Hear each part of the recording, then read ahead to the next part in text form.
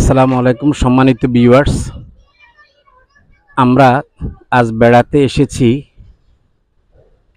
একটি সুন্দর একটি গ্রামে। এই গ্রামের নাম হচ্ছে জিনিয়ারা। খুবই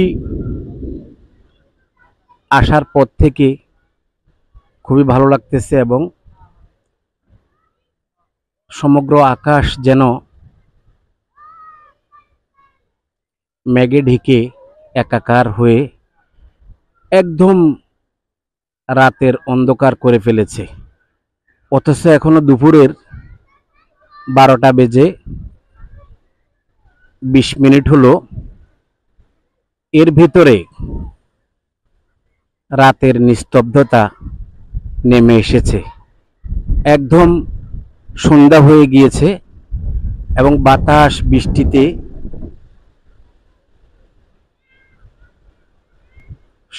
চারদিক অন্ধকার হয়ে আসছে।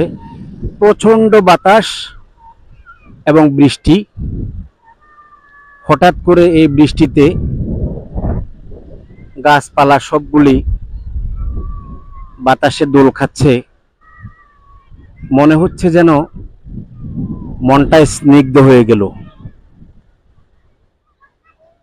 এত ভালো লাগছে, এত ভালো লাগছে দিনে এসে রাতের পরিবেশ গ্রামে। এদিকে একটু করে সূর্যের আভা বের হচ্ছে, আর এদিকটা পুরো অন্ধকার হয়ে বৃষ্টি আসতে শুরু করেছে।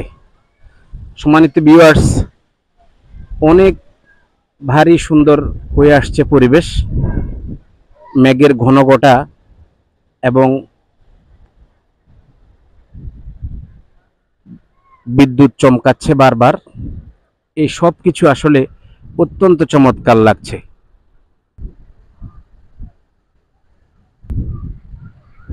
তাল গাছ এক পায়ে দাঁড়িয়ে সব গাছ ছাড়িয়ে উঁকি মারে আকাশে, মনে সাত কালো মেঘ উড়ে যায়।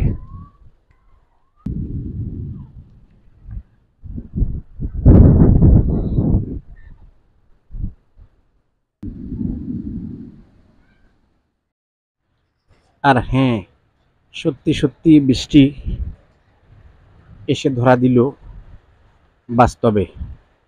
গাড়ির জানালায় কাছের মধ্যে বৃষ্টি পড়া আরম্ভ হলো। বৃষ্টির মুড়মুড় শব্দ এই টিনের চালের থেকে অত্যন্ত মজা লাগছে। সত্যি সত্যি বৃষ্টি এখানে বসে উপভোগ করা যায়, কারণ চতুর্দিকে খোলামেলা পরিবেশ। সেজন্য এখান থেকে বৃষ্টিটা সুন্দরভাবেই একদম উপভোগ্য বললে বলা চলে। বলে জীবন কচুরি পাতার ফানি।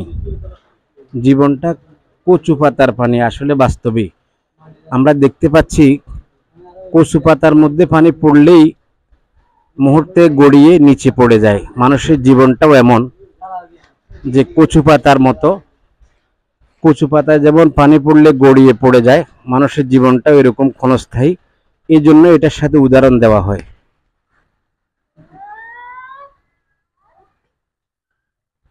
দেখুন, বাস্তবে আসলে তাই। ছোটবেলায় পড়েছিলাম স্বাধীনতা তুমি গ্রাম্য পুকুরে রোদেলা দুপুরে গ্রাম্য মেয়ের অবাধ সাঁতার। আসলে ঠিক তাই। এখানেও ছেলেবেলেরা সাঁতার কাটছে। খুবই বাতাস, এমন বাতাস, এমন বৃষ্টি, এখানে দাঁড়িয়ে থাকা যাচ্ছে না। একদম দাঁড়িয়ে থাকার মতো আর পরিবেশ নেই।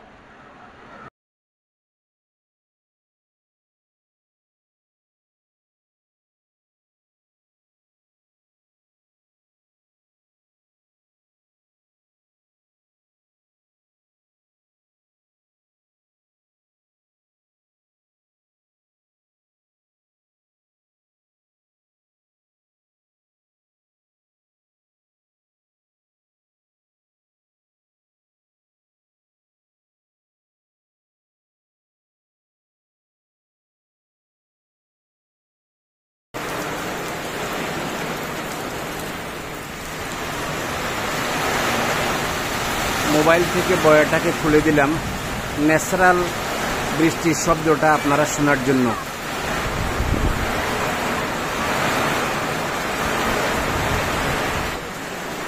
গ্রামের মেঠো পথ,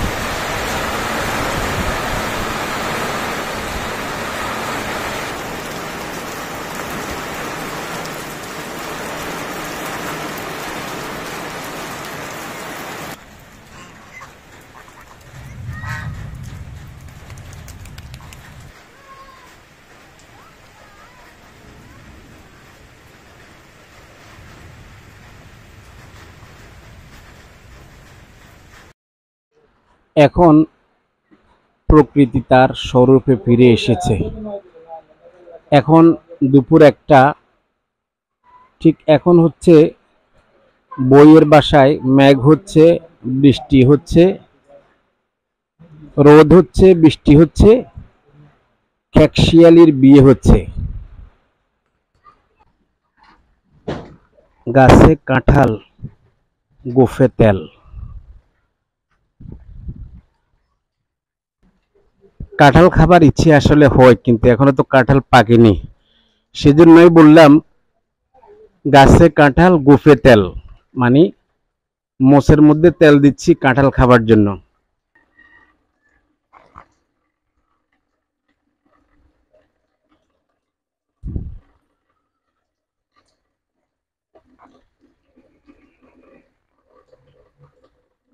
পাখির কিচিরমিচির ডাক শোনা যাচ্ছে দূর থেকে।